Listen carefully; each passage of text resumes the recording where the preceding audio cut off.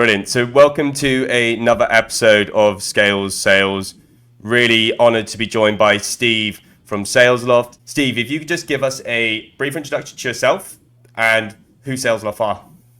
Yeah, so I'm Steve Goldberg, Chief Revenue Officer at Salesloft. I've been here 3.5 years and I run all of the go-to-market operations within our organization globally. And I live in Austin, Texas. I've got 3 boys. I've been married for about 17 years and I love what I do. I love being able to interact with customers and motivate our teams every single day. Yeah, I do. I mean, having 3 boys, I'm one of 2 brothers. I know that we were an absolute handful. So doing all that with that as well, I'm sure it has its slight challenges to it. With Salesloft, as a company, if you could just sort of give the listeners what you guys do, and yeah, that'd be great. Yeah, so Salesloft is all about sales productivity. And it's all about helping our customers drive consistent processes in their organization to get to their revenue outcome. And a lot of companies focus on how do you solve for an executive or how do you solve for sales leaderships. But there's not many platforms that are built from the ground up to drive seller productivity. So our strategy is a workflow platform that integrates without sellers do their job, ultimately get to their outcome. And a lot of companies focus on the what, like how we're able to do it. But what really makes us unique is focusing on the how we're helping our customers get to these outcomes. And in this world, that's really what makes us unique. Yeah, definitely. And to be fair, something I was going to ask you is obviously, how are you communicating Salesloft's unique value proposition? But I suppose if you're focusing in and around that how, it is definitely more important area to be going into. It is, because there's a lot of noise in the market. A lot of companies say the same things with their value prop. And in a competitive market, in our view, you have to also focus on the how, not as much the what. And people and process become a key differentiator in doing that. Yeah, definitely. Well, I'd love to sort of take the conversation and sort of get your perspective in your career is into the recruitment side of things. So, how do you personally go about making sure you've got the right team in place? Yeah, so the market, we've shifted from a product to a platform. We've shifted to selling. We grew up and our market has grown up for selling one use case to SDRs to make SDRs productive. And it's a single use case around driving an outbound process. So as we shift from selling a product to a platform, you really have to focus when you're recruiting people on the profile of a seller and the profile of a manager. And it's very different from selling a product to selling a platform. So first you got to drill in on that profile, and then you got to back into what type of companies that you want the experience from. And grit is really important. My view on hiring is you want to find people that you have to slow down, not speed up.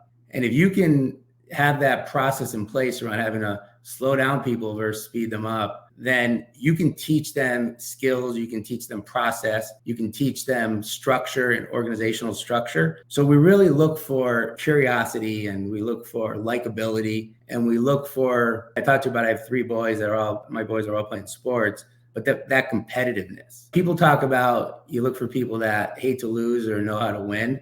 Everybody hates to lose, but there's not many people out there that truly know how to win. And when you truly look for that skill set, people do the little things. They do the little things every single day that get you to know how to win. And so that's where you got to be able to slow people down. And that competitive nature, the people that understand how to work into a team environment. So when you got to step back and look at all that information to really get the profile correct, and then having a very core interview process that drives people to that approach. So for an example, we look a lot at our culture is really important and our core values. A lot of companies have their core values and they put them on a wall. You walk by them and no one really knows what they mean. Our core values, we live and breathe our core values. So in our interview process, we have got a core value interview process. And we bring a committee together that's going to interview on those core values. And so that's really important to make sure people fit within our culture. The other piece is we do top grade interviews.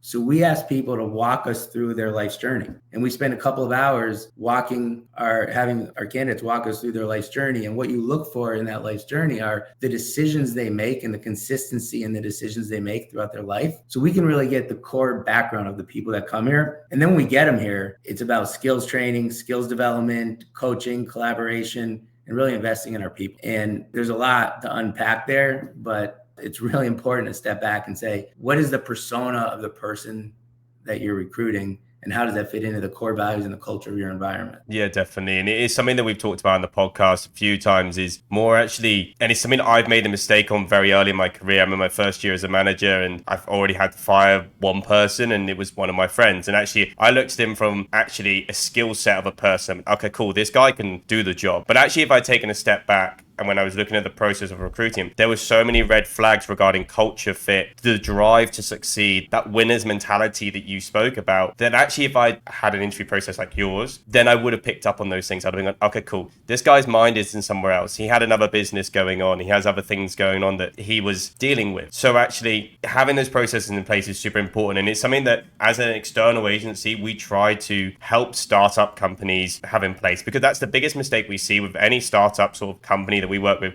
They just don't have a process. They don't know what they want, or they obviously don't have the culture yet either. So that's the hardest part, is like, okay, we can hire one person. Are we going to keep with that culture? But your interview process sounds awesome. I love the fact of that you do 1-2 hours of figuring out and make sure there's a culture, understanding their career, because it allows you to really get to know the person. And I was actually chatting yesterday with another CRO for a company, and I was actually just reached out for some advice. I love mentorship, and he's been guiding me with some things. And he was talking all about the important part in recruitment is vetting. If you can, at higher level, you can vet someone, the less time and less money that is wasted in the future. And that's obviously what you guys are doing. Yeah. Well, the important part about the process is that there's a lot of people that you've worked with in the past, and they're attracted to come to the company you work at now. And as you hire more managers, as you hire more sellers, as you grow the company, they've got their background, they got their experience with other people. And what it does is it protects the company from just bringing somebody in that somebody may have worked with in the past, because some people may have been great in another environment, but that does not mean they're going to be great here. They have a lot of things going on in their personal life. Their life's changed quite a bit. And it's really important that you get people in the organization that are ready and willing at this moment, because there's a lot of things that go on with their life. So somebody that might have been great somewhere doesn't mean they're going to be great here. And so that interview process is really important. And by the way, I started off my career as a recruiter, and I was a recruiter, and I learned so much when I started off as a recruiter. And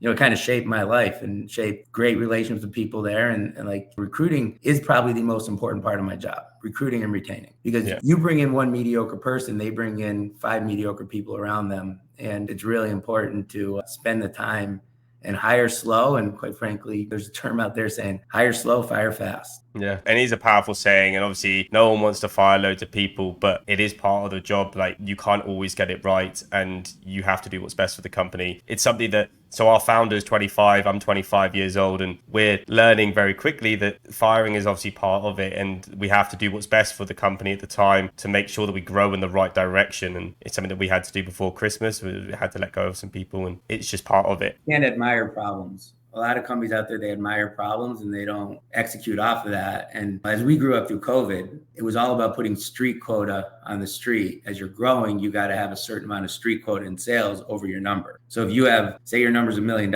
you've got to have 120 to 130% street quota. So you're hiring all these people, but what happened was you're promoting people from within. So you're promoting great sellers in a manager role, and they've never been a manager. And so what's happening now is a lot of these people that haven't been managers, is companies are restructuring, and they're having to really move from a kind of a nurturing culture into a performance-based culture. These first-line managers have never managed and performance managed. And so now they're having to go from being great salespeople to having to do what we just talked about, which is performance manage, hold their sellers accountable, and move people out of the business. And it's a different skill set.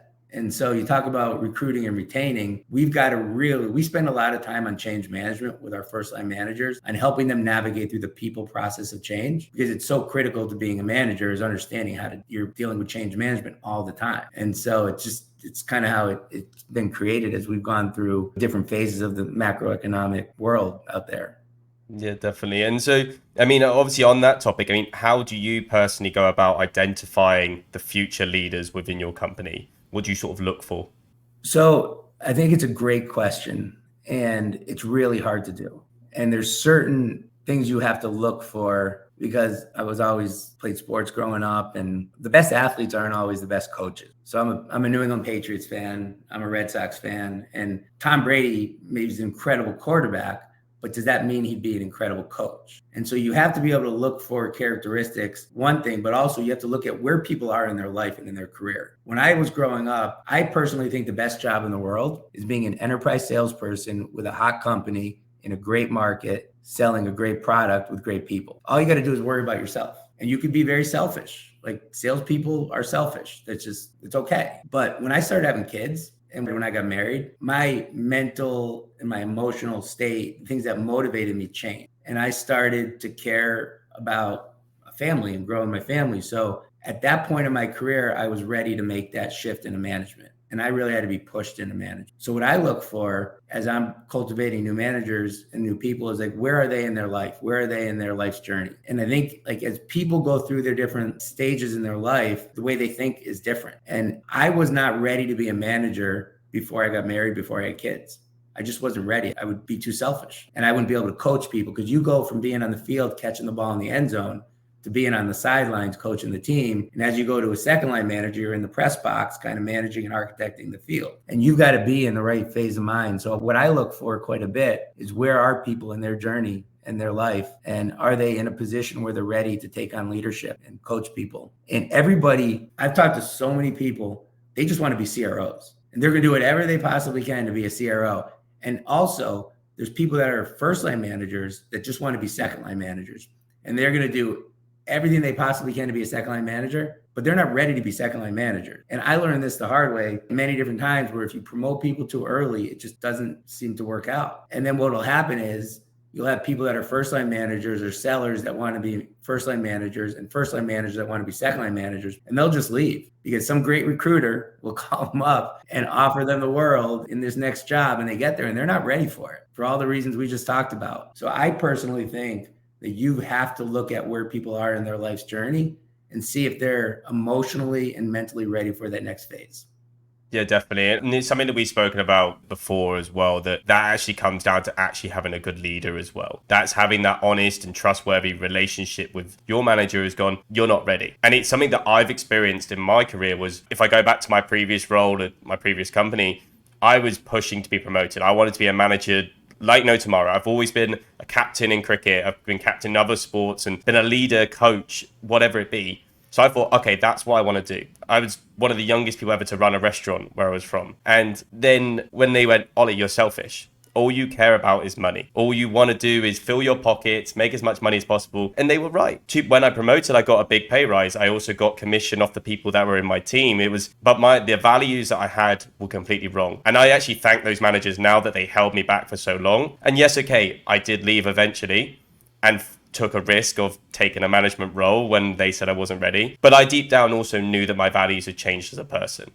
I looked at my life and I went, okay, I have settled down. The money, even more I'm earning, isn't making me fulfilled anymore. What am I missing? At that point, it was right. Yeah. When I was in college, I was graduating college, and I remember I was sitting in this bar waiting for my parents to meet me for dinner.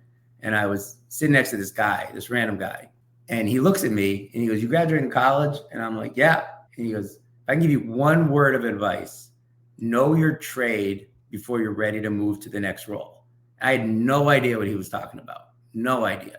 But it stuck with me. And what I gathered he meant was before you're ready to move on to the next role, really master the role you're in. And I just took that advice, and I give that advice to other people, is you got to know your trade because you got to be able to coach people on that trade.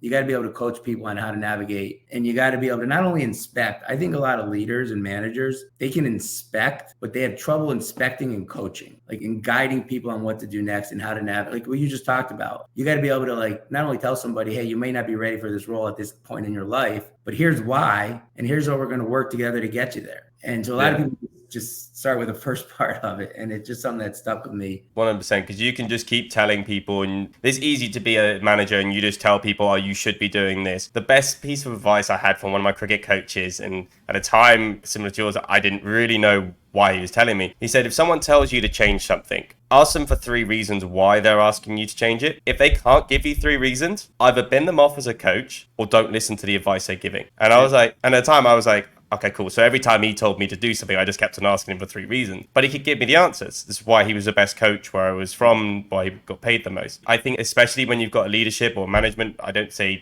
not saying argue with them, but it's get justification, because not everything you're being told is right or backed up for what it is. But if you can understand that justified reason, then you should probably look at adapting yourself to make that change. Absolutely. Yeah. I've always learned the most from some of my worst coaches and my best coaches. I've learned the most from people that, like, I don't know if I would, it's just not my style. I just wouldn't do it that way. And I think a lot of coaches some managers tell you exactly what they want you to do. What they don't take in mind is that I'm different than them. And there's this book called The 1 Minute Manager, where you've got to adapt to people's skill sets and you've got to adapt to people's personalities, and you've got to mold them and grow them in terms of what their strengths are. And some of the worst managers, I wouldn't say the worst, but the managers that I've learned the most from are the ones that I've gotten kind of bad advice from and bad coaching from, because I know what not to do. And my strategy, I always kind of coach people to their strengths and help build them up versus rip them down. Yeah, I love that, because my previous company, half the reason I left was actually one of my managers was quite an aggressive, quite very hard spoken individual. And that's clearly not me. And we were opposites completely. But since leaving, I've sat there sometimes, I've gone, you know what, I actually learned a lot from him. One of obviously what to avoid, but there's certain traits that maybe I know when I first started in sales, I said sorry all the time. I had even had a jar on my desk. I had to put a pound in every time I said sorry. But I learned very quickly that actually the way that he communicates directly and gets to the point very quickly allowed him to be more successful at what he does. But at the time I saw that as, oh, okay, it's a level of aggressive, like he's just got quite an aggressive guy.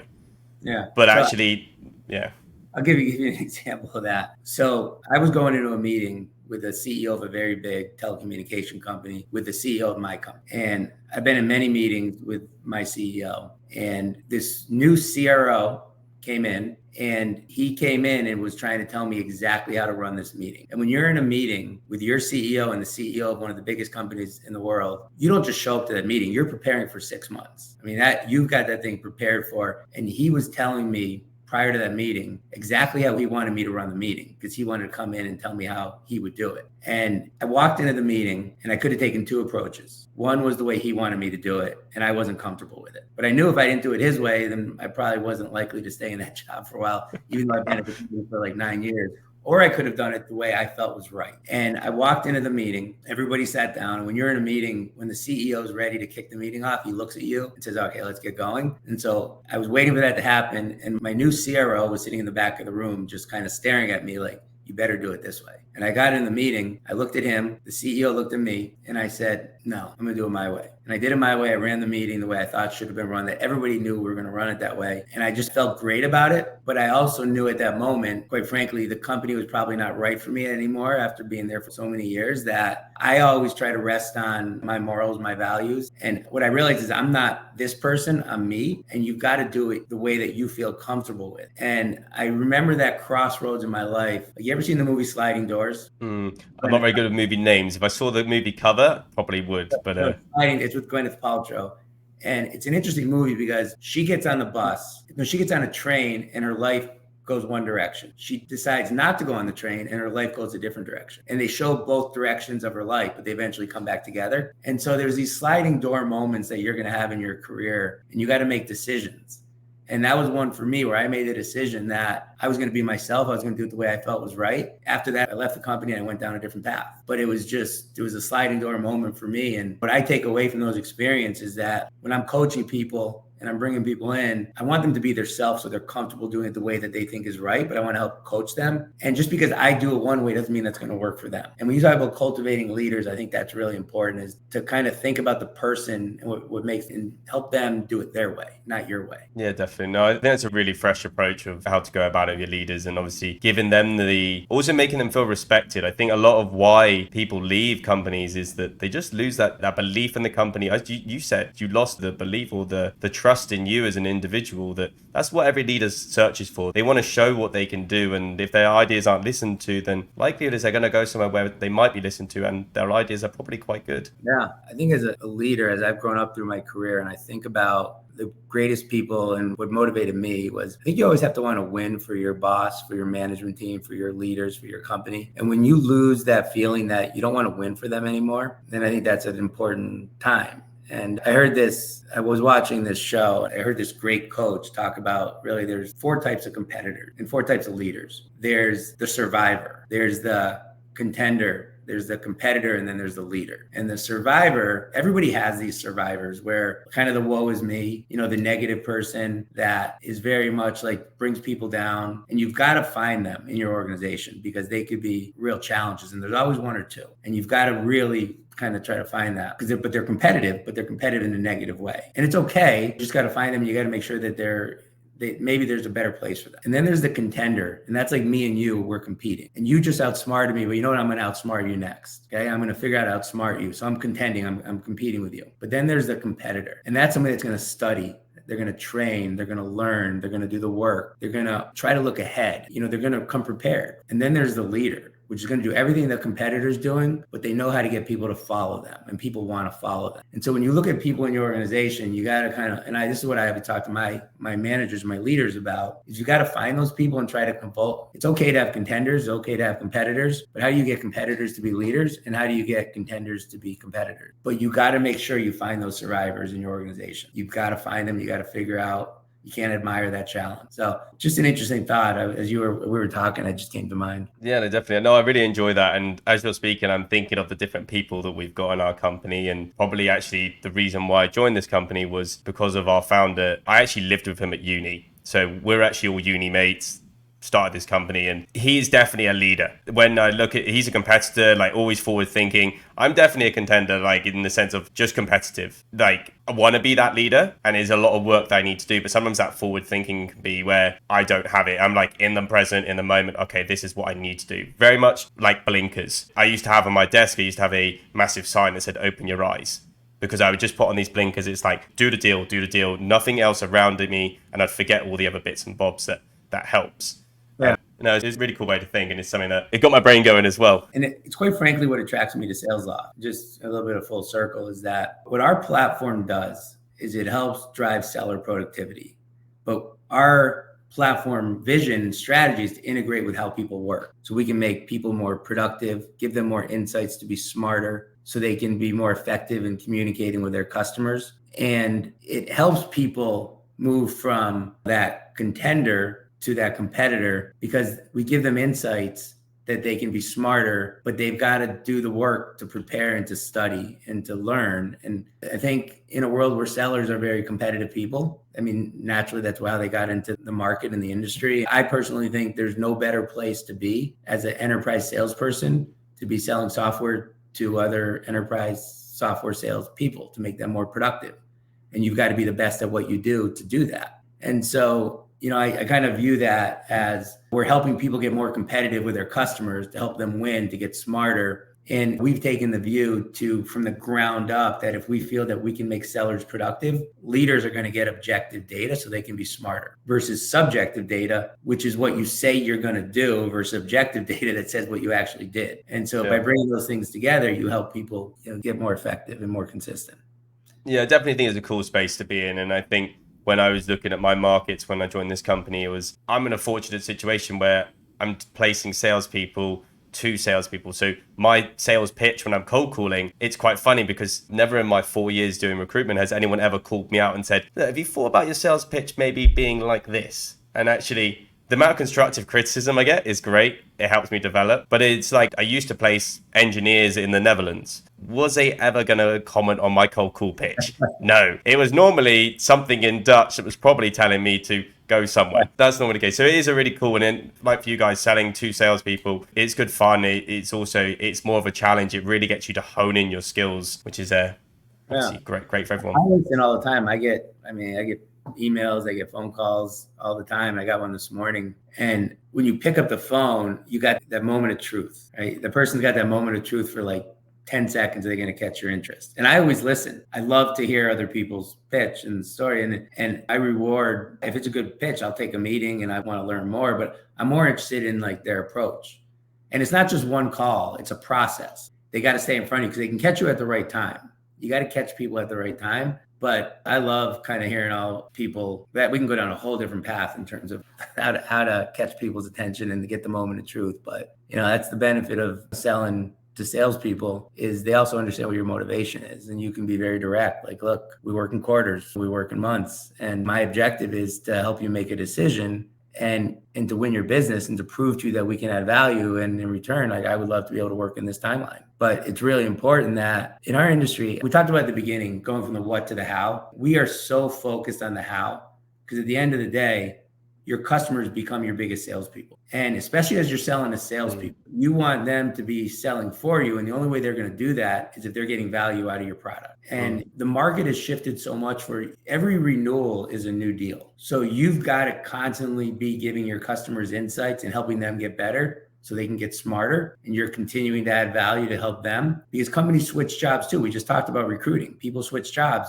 And if they loved your product and they had a great experience you at one company, then they're going to require you and they're going to need you at another company. So our view on the world and what we're really recognized for is we don't just sell software and drive out the door at 65 miles per hour and have you use it. Like, we focus so much on the how and how we're going to integrate into your environment. And then we get our customers talking to each other. We have events, we have dinners, we get them collaborating and talking about best practices. And that's how we grow in this world is you have to be able to cultivate great customers with great customer stories and constantly be adding value to them. Definitely. I think we were literally talking about this yesterday. We've done a whole new BD strategy and we spent the whole day going through it, me and the founder. And our biggest goal as a company was we don't want to be sending all these emails and spamming people's inboxes. Actually, how can we get to building a culture where we've got a network of individuals all communicating? Because partly the podcast, we want for yourself to talk to somebody and you go, oh, look, have you been on Ollie's podcast? It opens up a level of communication with someone and eventually we have this community of CROs, VPs of sales that are all communicating, going, look, Ollie's podcast is cool. He also recruits. Word of mouth, I think, especially in 2023, is huge. If someone can put that word in there for you, it's massive because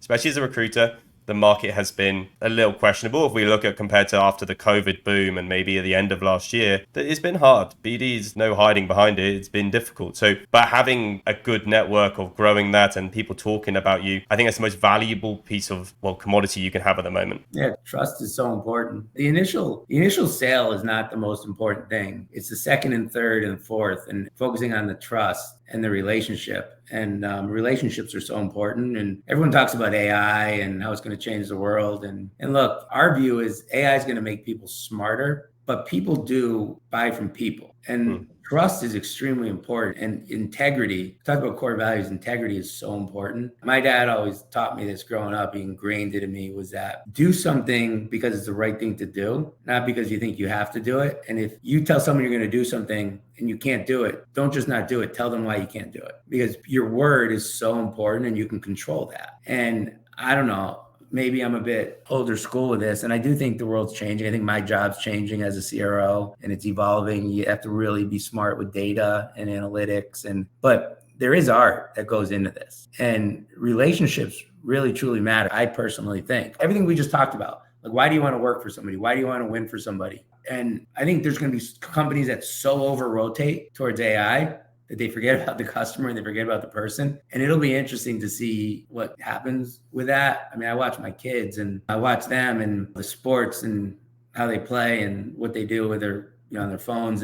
But they still have relationships with their friends, but there's people that don't, right? Play too many video games and they're not interacting with people and you have to watch out for that. And so it'll be interesting to see what happens, but I don't know, I always think people are people and people will buy from people. And so who knows what happens 20, 30 years from now, but I mean, I completely agree with it. And it's something that I've based my whole business on since I started recruitment was building rapport, building relationships. It's more powerful than even the product that I have. I can guarantee that 80% of the clients I worked with in the Netherlands worked with me because they liked me. Not because I had this amazing contractor. He could do, pigs could fly if he waved his wand, whatever it be. That wasn't the reason. They just went, actually, this guy sounds all right. Their product, they can obviously deliver on a service. They've done it in the past. That's fine. I think it's huge. And she had this argument on LinkedIn, not really an argument. Someone disagreed with me. He's a coach for the recruitment industry. And he said that people don't buy from people. He disagreed completely with my statement was saying that they do. And I was like, but how? I mean, if I go into a shop and the customer service were extremely rude to me, I'm walking straight back out. There's no way that I'm buying from them and giving them my money. I don't care how good that piece of clothing was or their product was. You're not going to buy from them. Or if you do, their product better be friggin' amazing. Yeah. Well, also, something's going to go wrong at some point. And if you're there to help them navigate through that and you're partner with them post sale, that's how you also build trust. And my view on a lot of these things is like what I try to coach my team on is you don't want to have a winner and a loser in a conversation. You don't want to have any take it or leave it. And I think you don't want to be the smartest person in the room too, right? And so like in a lot of conversations you may have, you don't want to always have to win a conversation. And I don't ever want to leave with here you go, take it or leave it. We're done. Like my view is let's collaborate. Let's try to figure this out together. Because at the end of the day, I want you to feel good about it. And I want to feel good about this relationship. And let's just try to figure this out and come to a conclusion that makes us both feel good. Because it's not good if like you feel like I won and I feel that I lost. Then we don't have a relationship. And so like, how do we just figure this out together and come up with a conclusion that's going to make us both feel good about it? And that's how I kind of try to view every conversation I have. Yeah, definitely. I think being open to both sides of it is huge. And I mean, I know when agreeing terms with anybody, it can always be a challenging one to find the middle ground, but eventually you will find it. There's always a compromise, or there's always something where both parties can walk away happy, and they will be the best relationships.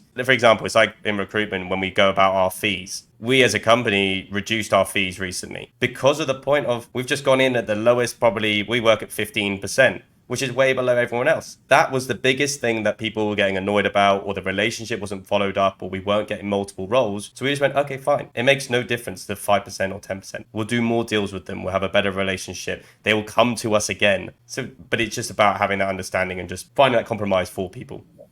Yeah. That's just interesting conversation. I'd be curious to understand that person's view that you were having a disagreement with on how they don't think people buy from people. But look, I won't name drop him now, but yeah, he loves commenting on all my stuff and having a controversial view. So whether it's just me or just everybody in our company, then fair enough. And just trying to share some wisdom, I suppose he is. But it's good fun. I don't mind a little bit of controversy sometimes. It makes my post blow up, so I'll get more likes and more comments. That's awesome.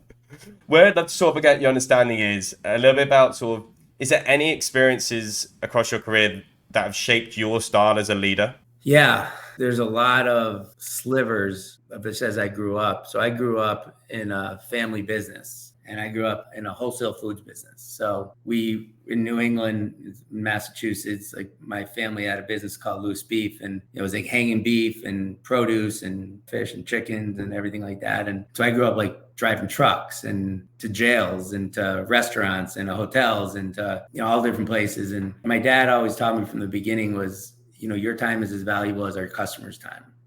And I just, one of the things that's because somebody would call up and be like, hey, I need this delivery for a box of steaks. And he lived in Vermont, which was like a 3-hour drive from where I lived. And I'd be like, great, I can get out of the office. I'll drive up there, 3 hours there, 3 hours back. And I get back and my dad was waiting for me being like, you just wasted 6 hours of your day. And it's great that you solved for that customer, but like, what did you get out of that? And you got to realize your time is as valuable as their time. So that's just one thing that kind of like just stuck in my mind for a while was that. And then also like, I thought I was doing right by the customer and I probably was, but what else could I have been doing on that 3-hour drive? Like I could have probably hit other customers. I could have been, doing other things and to make my time productive. And I always thought, well, the customer asked for it. I got to deliver. And I think it goes back to the initial conversation. The customer probably felt good, but how did it help what we were trying to do? And like, what else could we have done on the way? And so I just thought about that. Kind of the guy I talked to about at the bar gave me that advice. But, I was a baseball player in college and I played all through high school and then through college. And my senior year, I had reconstructive surgery on my shoulder and I was a psychology major. And I wanted to become a sports psychologist because as a catcher, you're managing the field and you're a coach on the field. And a lot of times like you go up and talk to the pitcher and the pitcher's like all nervous and freaked out and you got to calm the pitcher down so they can get their head straight. And so I love that part of the business. I love psychology. And I learned so much from, going to school for psychology and playing sports. And everything I've learned is like in psychology, it's like you have to motivate yourself. Sales, like you're going to have ups and downs all day. It's like a crazy circle. It goes up, then you have a down. And how do you pick yourself back up? How do you motivate yourself? How do you motivate your customers? How do you create self-esteem? And so I just learned so much through navigating through playing sports and taking that into like everything we just talked about, really, to me, is psychology. I remember when I was a recruiter, I had no idea what I wanted to do. So I told you I had surgery on my shoulder and everything I thought about growing up was about baseball. Every song I listened to, every dream I had was about playing baseball, being on the field. And then I had surgery on my shoulder my senior year, and I couldn't play anymore. I realized that I just couldn't play anymore. So I was, what am I going to do? And I was in a really kind of low point. Like I was just everything I ever thought about. So what I did was I started mountain biking every single day. It's all, I just was so excited to just mountain bike. And I mountain biked every day. And then I moved out to Lake Tahoe when I graduated college because I wasn't ready for the real world, but I was able to pick myself up and moved out to Lake Tahoe. And I just wanted to, I was a breakfast cook and I was a bartender and I worked at a bar. I just love to ski and I love to mountain bike, but my dad wanted me to come back into the family business, which I did not want to do. But I was going through a point where I was living in Lake Tahoe for a couple of years and I realized that I had to change or that my life would have gone down a different path. And so I ended up coming back to work for the family business for like a couple of weeks, realized it wasn't for me. And then I got in the real world and I got this job as a recruiter and a company called Aerotech. And I needed to get with a company that was going to transition me from being a college kid to living in Lake Tahoe to the real world. And so this company would train you and you'd go to Baltimore for 2 weeks and they would literally, you'd have to walk around the room. They'd teach you how to shake hands and they would teach you how to have conversation and they would teach you to communicate. And I started to realize at that point that I was in sales and that I always thought sales had a negative connotation and it always did in my life. So for the first part of my career, I never want to say I was in sales. I was a consultant. I was here to help you, right? I just never wanted to say that. Yeah. And then so after being a recruiter for a while, I love that part of being a recruiter and like helping people get jobs. And I love that. But I still don't want to admit that I was in sales. And so then I moved to Austin. I was living in Boston. I moved to Austin and I got a job as an SDR for a software company. And I went back and I started to learn how to become an SDR and cold calling. I think we just talked about. And as I was moving into an enterprise salesperson, a light bulb hit me when I got to interact as an SDR with a lot of enterprise salespeople. And what hit me was that it's okay to be in sales and embrace it. And talk to customers like, I'm in sales and I'm here to help solve your problems. And it was a light bulb moment to me because I think a lot of people try to avoid the fact that, yeah, you are in sales and you're trying to sell somebody something, but that's a good thing. It's not a bad thing because you're trying to help somebody solve their own problem. And it was just a light bulb moment for me because I always thought there was some negative connotation about being in sales because it's not like you go to school to be in sales. Like there's no college or university out there that teaches you how to be a salesperson, right? You probably learned that on your own. You can go to school to be a doctor or a lawyer or economist, but you're not going to go to school to be in sales. And all of a sudden, there's how many salespeople are there in the world? In every industry, there's so many salespeople out there, but they just naturally just kind of fall into it. And what I learned, and I tell this to people, is like you have to embrace it because salespeople are problem solvers and they're competitive. They have to work in a team environment. They have to know how to win, all back into psychology. So it was just kind of one of those light bulb moments for me. I had many in my career. I have many still every day. And, life is a journey and it's never about the destination so much. It's really about the journey and it's about all the relationships that you cultivate and you build. And sales is really about building relationships. What's great about being in sales is you get the opportunity to meet so many people. What I love about what I do is I get to sell globally. I get to manage across the globe. And I've been through my career and the way you have to interact with people that live in different countries, have different cultures, you can't just, not like a one size fits all. Like if you're selling in Silicon Valley, it's very different than selling in New York City. It's very different than selling in the Midwest. Like in the Midwest, relationships really, truly matter. They want to go out to dinner. They want to get to know you. They want to build trust. I'm not saying trust is important in other places, but in New York City, it's very much about how you can help me get to this ROI in this business case. In Silicon Valley, it's about cool technology. They want to be innovative. They want to be the first. They don't want to be at a dinner table talking to their friends and not knowing about the coolest piece of technology out there. But you can trickle all that in all these different places. And then you sell in London. It's very different than selling in Paris. It's very different than selling in Germany. And there's different ways than in India, than in Japan. You always got to be a student of the game and you have to have a growth mindset because you really got to meet people where they're at. And you can't just be somebody that's bringing your North American ways or US ways or Texas ways or New York ways into different parts of the world. You've got to be able to adapt. Talk about hiring people. How do you hire? The person you're going to hire in Paris may be different than the skill set you're going to hire in Silicon Valley, then you're going to hire in Texas, then you're going to hire in New York City. And so we talked about foundational things that you're going to look for in people overall, but you have to hire people that are going to fit into the culture of not only your company, but the markets that they serve. And so to me, it's fun.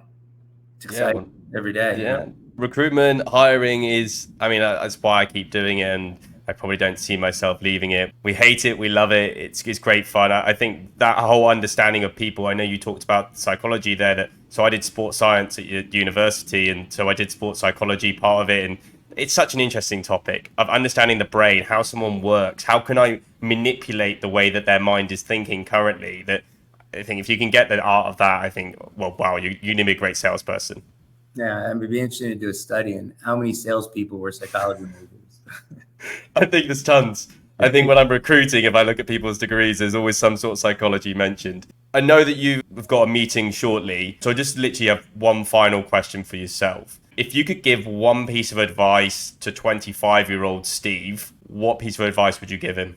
You may not think relationships matter. Like, you may look around your company and the people you interact with, and you might be thinking more in the moment. But think about the relationships and the people you're interacting every single day as relationships you're going to have for the rest of your career, for the rest of your life. And if you thought about it that way, would you treat people differently? Would you think differently when you woke up? And I think that's extremely important, because the best relationships I've had in my life, some of my best friends, are my customers that I had when I was 25 years old, are the people I worked with when I talked about Aerotech. I worked in an office with 100 people my age. Those are still some of my closest friends. And I think you got to look at the point of view that, like, if I called people that I worked with 25 years ago, they'd pick up and they'd remember me because I treated them with respect. And look, not everybody, like, everybody makes mistakes and you learn from your mistakes. But I think you have to look at things like, you may not think the future matters, but it matters. And you may not think relationships matter, but they really do matter. And, treat people with respect. And I also would say, know your trade.